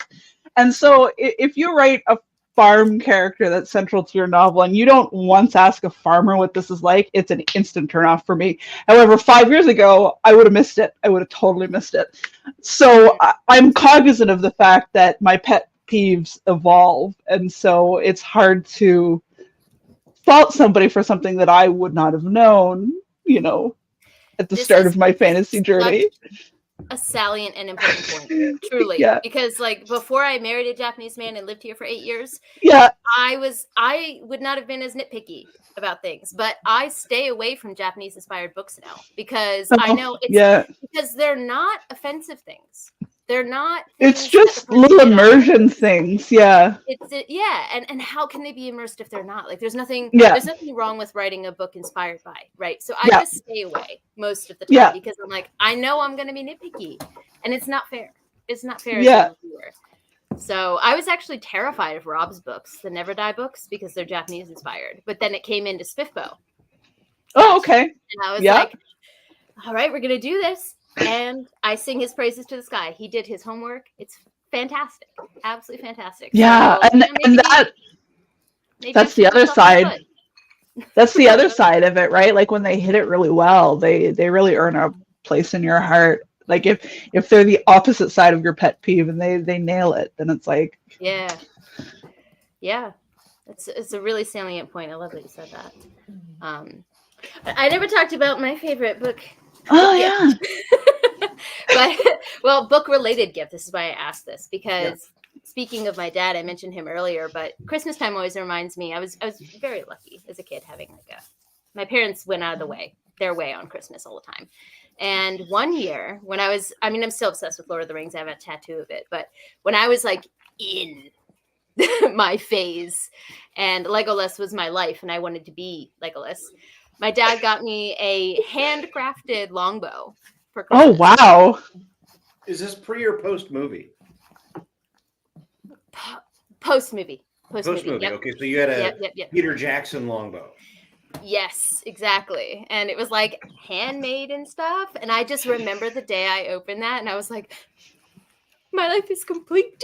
Like and I did, bless his heart. Okay. I used it until I was too strong for that bow and I broke it, right? Because my grip strength was too strong because I used it for many, many, many years. And then he got me a new one, but I had already fallen off the habit. And so it still hurts my heart that I didn't continue with archery because it's pretty freaking awesome. But I mean, you probably could have been as good as Legolas. Yeah. Basically, I could, skate and way prettier. Shoot a bunch of orcs on the way down. I can kill an elephant in a single take. Yeah. Oh, no problem. In my sleep. Actually, I know that it's getting late, so we have to peter out soon. But that does bring up one question that I do want to bring up for you guys. I'm on YouTube, okay, a lot, and I've seen a lot of essays. Video essays are kind of a big form of content now, and there's a lot of them about like the death of cinema recently, and a lot of people, speaking of Lord of the Rings, use that trilogy as the like foil for what movies are today. So we get, a very typical thing would be like, look at this Marvel shit that we get now, and then look at what we had with the trilogy. And I do think that there is a objective truth in there. But what a lot of people say is that storytelling is a big part of it, and the storytelling sucks nowadays. And so I'm curious from your guys' perspective, maybe not just movies, but like, I guess movies, TV, going out of books as a medium. How do you feel? I'm sorry. I got to raise my hand on this one. I did, I wrote screenplays in LA for 8 years, right? And you get bought it and you're in the mix and this thing comes and that thing goes. And everything always falls off and dies and turns into crap. But everything is always replaced by a new thing. Yeah, and I totally agree, and I feel like also it's if you only watch the big budget, super marketed franchises, then but we had franchise crap 20 years ago as well. Like it's just like you just have to know what you like and actively look for it. Like I can think of like The Banshees of Inisherin came out this year. That movie was excellent. That movie like shook me to my core because it is 100% pure character work. So gigantic punch to the gut. Yeah, and it's a comedy, but depending who you ask, I think it's a comedy because I've seen that director's other movies and his movies are hilarious. But if you don't have a dark sense of humor, maybe it's not a comedy. I hated this. I have to leave. Yeah, I can't relate, man. Like that, and so like it's a similar thing with books. Like when you know a creator that you trust, you can just follow them to their next movie and keep an eye on what they're doing. And what's McDonough, I think is his name. Like he comes out with like the weirdest dark comedy movies. The grimdark crowd would love his stuff. Like, so yeah, I agree. Like there are always going to be trends that get a lot of money and a lot of attention, and they aren't necessarily representative of what the medium is capable of. And if we only focus on the shit stuff, then like, yeah, you're gonna miss good movies. Look for them. Is the stuff that isn't as good as it used to be. Of course it's not. Like, Yeah. Marvel had an impossible run where they did like 20 movies that were all pretty friggin' good. Nobody's ever done that. And then Yeah. we did them because they finished the thing and now they're trying to do on something else. It's like, this doesn't work. Yeah, big surprise. The other 20 movies shouldn't have worked as well as they did. But also, like, we're thinking back to like a golden age of ourselves where we enjoyed things more, and that has a bearing on what we're enjoying now as well. Like, it's nostalgia. It's not necessarily a difference in quality. I wanted to add this is the perfect point to put Daniel's point in here. People are forgetting all the absolute horseshit that existed alongside the good movies from the same years. Do you remember the original? Does anybody remember the original Dungeons and Dragons movie with Which one? with Jeremy Irons in it? Sure, Jeremy Irons.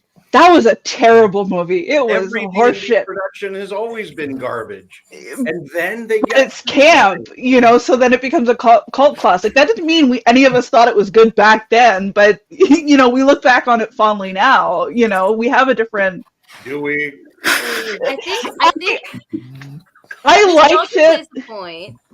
Yeah. So finish your thought. I liked it because there was just so little other options as far as a fantasy fan at the time, and like I had it on VHS, man. Like, remember those things? And that was the exact point that I was going to make, Krystle. Is now we have so many more options. Yeah. Right, because fantasy blew up. And yeah. Because the special when Lord of the Rings, just to go with the foil everyone uses, which is a unassailably fantastic trilogy. You can't. It's so good, right? So if you do take that as a foil, like at that time, it was a surprise that it did so well because I remember, man. I remember we didn't. My dad didn't have internet. I grew up kind of on the lower end of working class, and I remember we would go to his brother's house, my uncle's house, who had internet, so that my dad could Google updates on what Lord of the Rings was doing now. And it's like the casting announcements would come out, like they dribbled those out a little bit at a time. Bourbon. Yeah, well, no, this would be Fellowship of the Ring. Like we were waiting with bated breath to find out who the Fellowship was going to be. And my dad is like, "This is coming out in 2 years. I want you to read the." You know what I mean? Like, I want you to read the books so that, and I didn't. So then he brought me to Fellowship of the Ring right before Christmas, because they always hit like right before Christmas. And I loved that movie so much. And then he was like, "And now you have to read the books before I'll take you to the next one next year." And so it's like, we had a different relationship with movies that has to be taken into account. And then it's like I said, we had these VHSs, and it's like we had, I don't know, like 50 movies on VHS that we watched over and over again. So we learned to love them because maybe we didn't feel like watching the good movies that month, you know? And I think there has to be a conversation, not just about how the industry has changed, but how we have changed.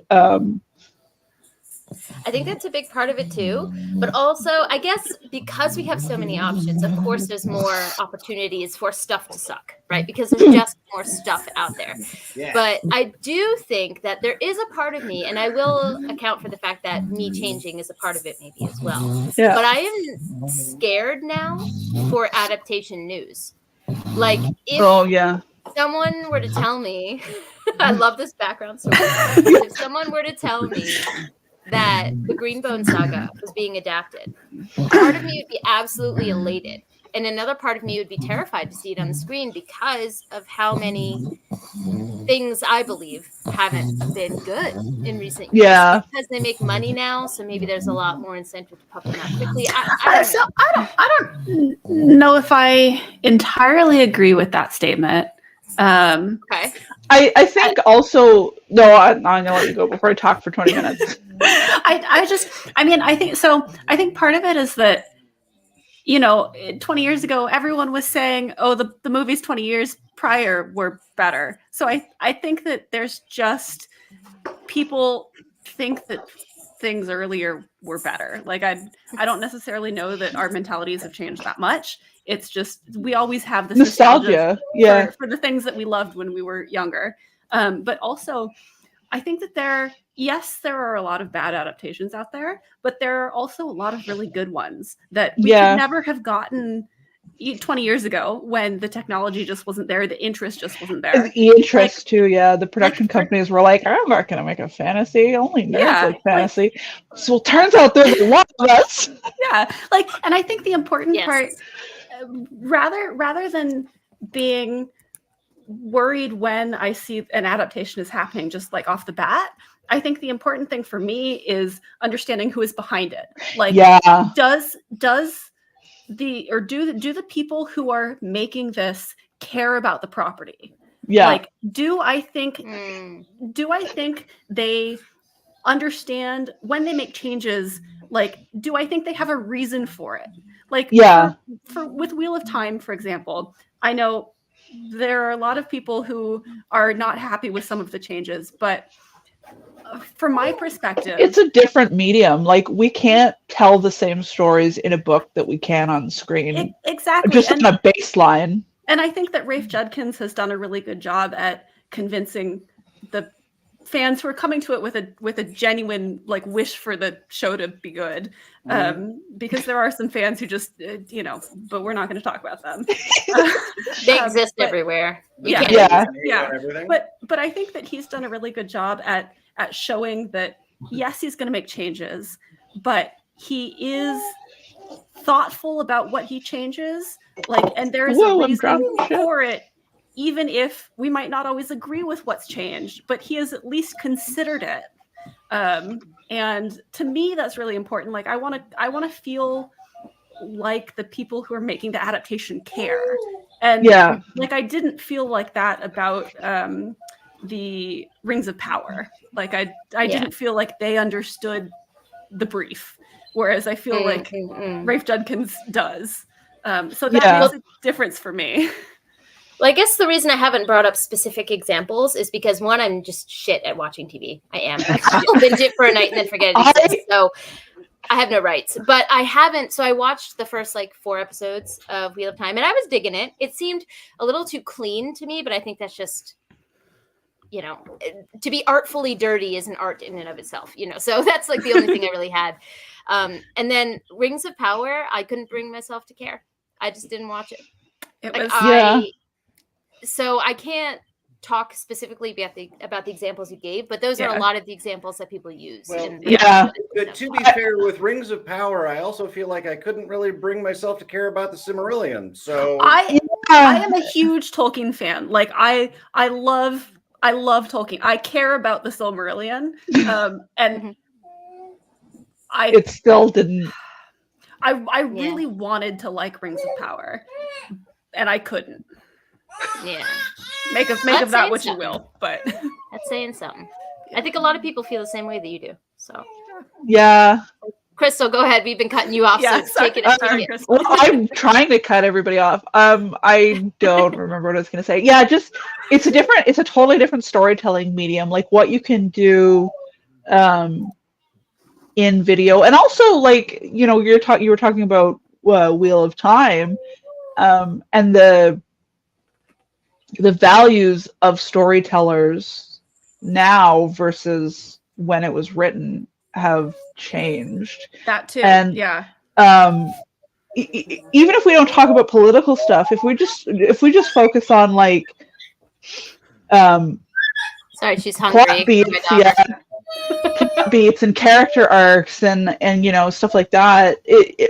Our focus, if you read books written now versus written then, the way we tell stories has changed. So there needs to be some kind of updating. Even if you leave out the political stuff and the spanking, we don't need the spanking in the show. I'm saying it now. It's a different show at that point. But the way we focus on stories lately is different. And so there has to be a conversation between intention and outcome and just the zeitgeist of where we are as culturally as storytellers. So yeah, there's a lot that goes into adapting book to screen. It's harder than it looks. Like, I can think of my favorite author, Dennis Lehane. He writes contemporary, he writes thrillers and historical fiction and stuff. And for whatever reason, he's had a lot of his books adapted. But off the top of my head, I can only think of one that was a good adaptation. And the reason I've never liked his movies, not his movies, but like the movies made of his books, are because his books are very internal. There isn't actually all that much dialogue in his books, especially the mysteries. It's all stuff that's unfolding internally, and it's an emotional journey for like some really fucked up characters, and that doesn't translate well to screen. But the movie that I thought was really good was called The Drop. And now that I read The Drop again after seeing the movie, I can understand the reason that one translated well is, first of all, it was really short. Second of all, we don't actually get to hear the main character's internal life. We only see, like, that character holds us at a distance. We don't get to find out what he's thinking. We don't get to know what he's gonna do. We only see the beats as he does them. And so, of course, that translates really well to screen because it's the same thing and it's a really short perspective. Yeah. And so it's just such a different storytelling medium that it's hard to do. And I give props to creators that try. It's hard to do, but also I'm a lot less kind than you guys are, maybe because I'm not a writer. Because I'm just like, this is shit. Like, I'm so much less kind. There's also that. Well, I mean, I said, like, there's Live by Night. I hated it. I hated it so much. I was so mad at that movie. Mystic River was okay. Everybody always says that that's his best book, but it's not a great movie. Shutter Island was okay. The book was better. So, I'm not that nice. I think it depends. I can see why it sucks. Like, I see exactly what's happening. I can articulate why it sucks. But it still sucks. Honestly, I think it depends on how invested I am in the book as to how much I like the adaptation. The more I like the book, I think the harder it is to bridge the gap. The harder it is to bridge the gap. Yeah, because I know what that author can do. Yeah, and like I know I'm so emotionally invested in how it progresses in the book that when things are changed, as they have to be changed because it's a different medium and what works on the page doesn't always work on the screen, that there's that, like, hurdle that the show or adaptation has to cross over. Well, I think also, I mean, it's hard when you have a gigantic fan base. It's hard and a blessing when you have a gigantic fan base. So something that, we haven't said his name yet, but it's kind of written on the, it's the elephant in the room, is Brandon Sandow. He's massive. Yeah. Absolutely massive in the book world, and yet no adaptations. And what I've heard essentially through how he's talked about it is he hasn't liked the offers they've made him because he has the power to say, I don't like it. Good for him. I don't like the way that sounds. That's not how I want my story to be seen. And he's lucky to have the power to do so. Don't get me wrong. Yeah. Not everyone has the ability to turn down an offer. But I'm curious, like, with the whole Marvel universe thing we've got going on, Brandon Sanderson also has the Cosmere. I don't know if you guys have read his works at all, but it's basically a universe that has individual worlds that have individual magic systems. Cool. And then Easter eggs get dropped in later, in the series that you go.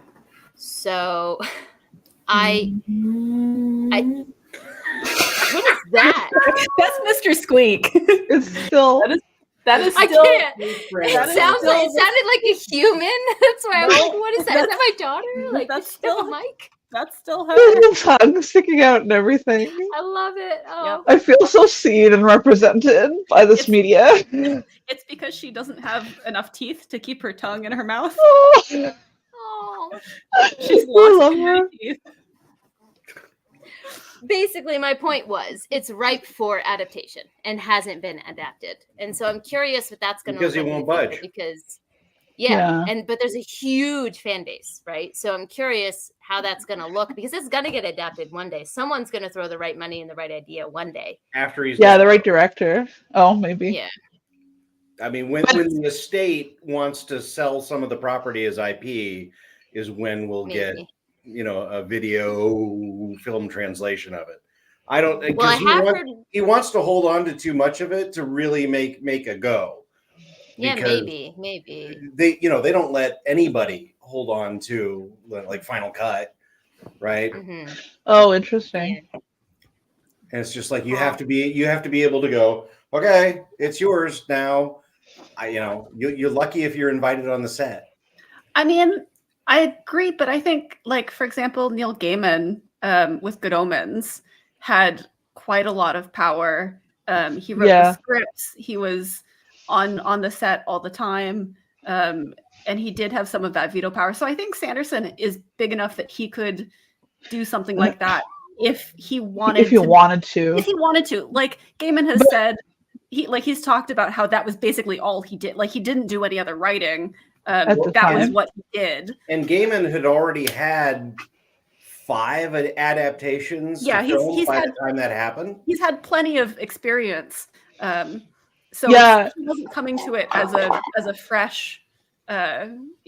It's funny. Adaptation person. He wasn't on the set on Stardust. Yeah. I can't help but wonder if Lehane had any input in any of his movies because he also writes for TV. He did The Wire. And he did his latest book has officially been picked up by Apple before it was even published. They're going to do a series for it, and he got choices over the actors that were going to play his characters. Although he had just right before they gave him that deal, as far as I can understand on the timeline, he just did Blackbird, which was really popular with Taron Egerton and Ray Liotta. So I think he's bought quite a lot of goodwill from the Apple people because then when his next book was cooking up his hype, they just bought it and they're like, yeah, you can say yes, no over the actors for these people. Yeah. So I would be curious to know like which of his movies he got any say, because Mystic River was directed by Clint Eastwood. Like it should have been a good movie, and maybe it is a good movie if you don't know what happened in the book. Like I don't know, but yeah, that I could see. But Lehane has kind of given up on writing books and he's transferred over to TV, and maybe that's part of why Sanderson doesn't want to, because I can imagine it would take up quite a lot of his time, and he's famously quite prolific. So, well, and the other thing is when you give over something to a production, you give up a certain amount of control. Somebody else is going to tell your story, and that includes the director and the producer and the actor and the screenplay writer and all the way down the line. And it's not going to be your baby anymore. It's going to be something else. Baby. But if you want it to still be your baby, you've got to be there, which means you're not writing. And Sanderson writes quite a lot of books per year, doesn't he? It turns out. Yeah. Turns out.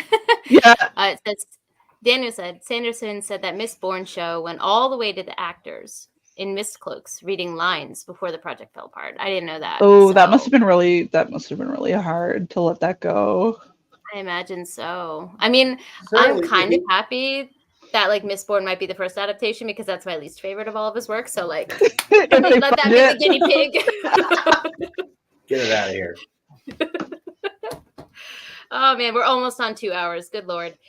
Well, time goes quickly even when we're not drinking whiskey. This was my surprised phase. Andrew is wrong. This stuff is good. Listen, it's like I said, thoroughly- the right whiskey is the one that you're enjoying. Absolutely correct. Yeah. I thoroughly have enjoyed my rare breed. It's been a hot minute since I've had like a good, just straight whiskey. So I had a good time. But just in case people are rewatching this and missed the beginning, whatever. If you guys could do a little outro, just let people know where they can find you. I'll speak for Andrew real quick. He had to jet out earlier, but you can find him over on Andrew's Wizardly Reads. So what about maybe Krystle, and then just kind of go around? Yeah, so I'm it's my name, Krystle Matar. I'm on I'm on Instagram, I'm on Twitter, I'm on Blue Sky, and I'm on TikTok, but I'm not active on those last two. My website is under my name. I review at Before We Go blog. And I'm on Amazon because I have books and stuff. Andy, your turn. Take it away. Sure. Actually, it's A.R.Witham wherever, but I'm going to my say apologies. Dom came out with Advent of Winter. Oh, yeah? Mhm. And I somehow got invited to be on that thing. Oh, And cool. My short story just got released today. Oh, you were the story today? Congratulations! Yeah, I was the story today. And I got to read all these in beta. Yeah. And it's like, I am not worthy. What the hell? Because they're all wonderful. Oh, I should have plugged my anthologies. Man, For those who don't know who are watching, The Advent of Winter is a collection of short stories by a bunch of fantastic indie authors that is released daily. And it's all a the way through to brilliant idea Christmas. because it's an Yeah. Advent calendar for short stories. Yeah, and Every then day during Advent, there's one story from December 1st to December 24, and 24 of us got together and put it.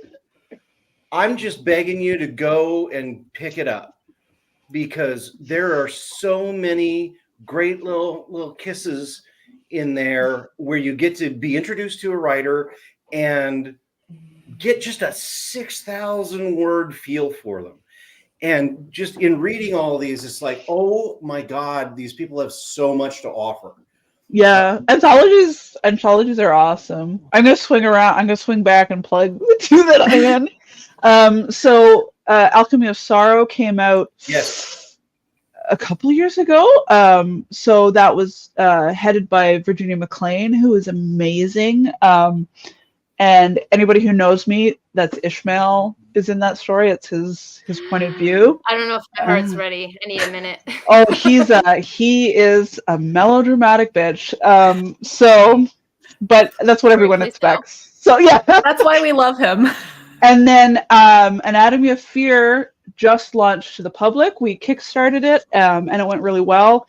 And RJ Bailey is, I almost said RJ Barker, but no, it's RJ Bailey is doing the audio for it, so that'll hit soon, hopefully. And then for anybody who read Brick and Bone, that is from Laszlo's point of view. It's called Baby Teeth. It's deeply unsettling. Taylor, give it a little bit of time. Okay. But Also, just to put it out there, that there is a page-tuning episode with the Anatomy, a bunch of people from the Anatomy of Fear. Yeah, I missed all of those. I was so sick. I was so sad. Anyway, yeah. And Sara Chorn, who was involved in that, is just the best editor I've ever had the opportunity to work with. She's amazing. I've heard that from many people at this point. She must be phenomenal at her job. Doing my trilogy right now, and it's just like every single note is thank you, thank you, thank you.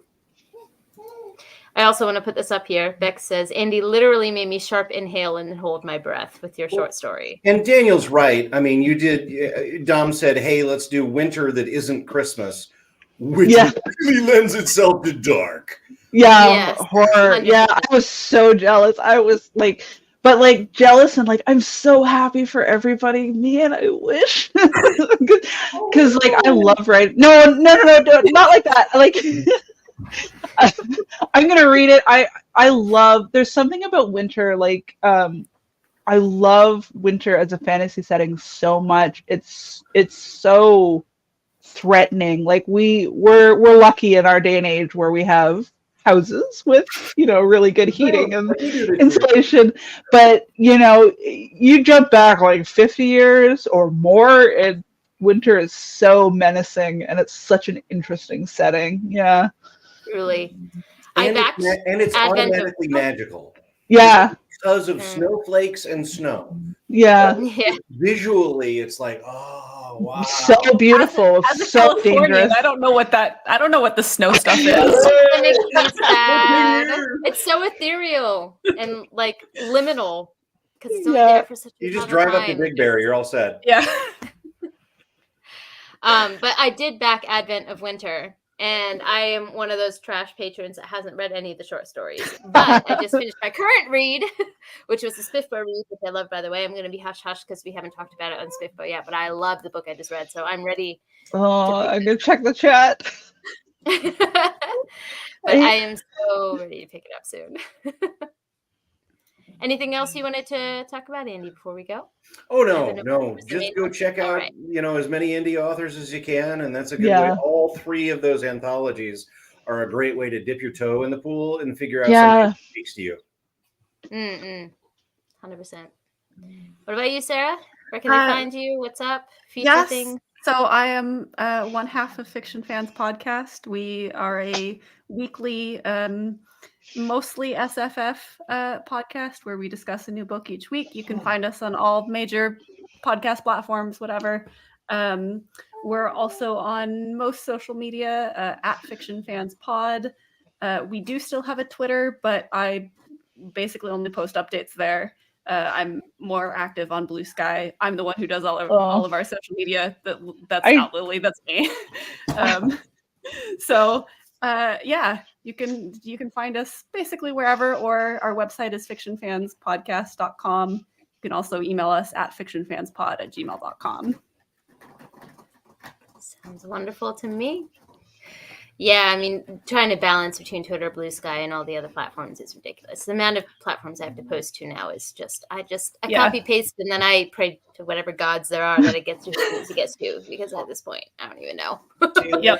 Taylor, honestly, I wasn't kidding when I said I just wanted the conversation, because I basically blew out a tire in September and I haven't done anything since then, and just being able to sit down and just have a friendly, happy talk about books without drama. It's really nice. So happy. Yeah, me too. It's been tears. Like I can't. Me too. It's been kind of a weird run for me. So this was really nice. I'm really glad that you picked up the momentum, Taylor, and made it happen. Yeah, it's always so much fun hanging out with you and drinking whiskey and talking books. Yeah. Listen, I know that this group has a lot of people, a lot of time zones. There's a lot that goes into us getting together, but I would just love if we could make it more of a thing where a couple times a year, as the host. Some lunatic on our panel got pregnant and couldn't drink anymore, and then we didn't get any more. I dare you. Okay. She's so cute, though. She was worth it. She's the light of my life. God damn it, pregnancy sucked for so many reasons. Oh man, I relate to that tone of voice. She's the light of my life. Well, she didn't sleep well last night, so that might be where that's coming from. But I mean, yeah. I mean, my youngest is turning 8, and I still feel like she's the light of my life. So that feeling evolves, but it never really goes away. My only kid is 12, and he's currently locked up in the basement, so it all works out. Don't worry. Yeah, eventually they stop needing you so much, and then you miss them, though. Like, I don't know. Oh, I'm sure that's the case. I mean, even though we've only gone on a couple dates since then, like, we talk about her. Even on the date, so. Are you finally getting back to the point where you're going out on dates? We are. We're very lucky that his parents come to help out once or twice a week. So that's nice. The real killer is his schedule, because as a Japanese chef, he's when he works all day, he's gone, I kid you not, 16 hours. Yeah. Like Yeah. there's not. So It's when service. It's he's sacrifice. free, Yeah, He's the restaurant industry is a fresh level of hell. Yes. it absolutely Yeah. is. And when you're someone who is needed in the kitchen, if the other person's not working, who has to work? You do. So Yeah. there's a lot to work through. Anyway, Yeah. this is supposed to be the sign off portion of this We've video. transitioned into the confessional. We have. Yeah.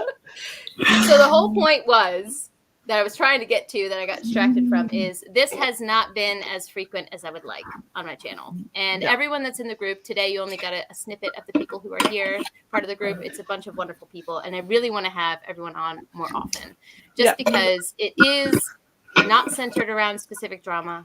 It's just being here with people who have similar interests to you. And I think it's a beautiful thing. So It is.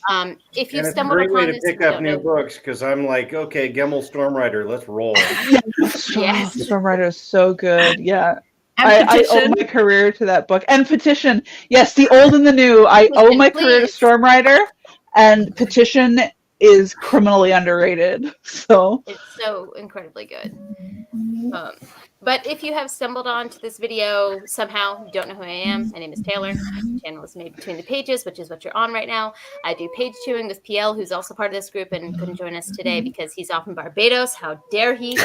I Just got I home think from he it. popped into the chat. He just got back and still came into the chat because he's that awesome. Fantastic person. Yeah. So we do page chewing, which is a an interview series. So you'll see me on here doing that. I make videos about books. That's kind of where it is. I also review on Before We Go blogs. See me there. All the links are in all of my videos, so that's the best place to look. Man, this isn't Wendy's.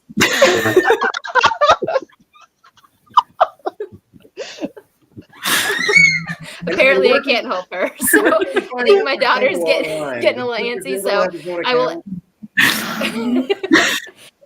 So we're going to end the stream here. Thank you for everyone who joined us and anyone who watches after. Please let me know in the comments down below if you're watching after, any points that you agreed with, disagreed with. Would love to hear that. Without the book drama. And being my own moderator is a pain in the ass at this point. So I'm going to get rid of that as well. All right. Talk to you guys soon. Thanks for joining us. Bye. Bye.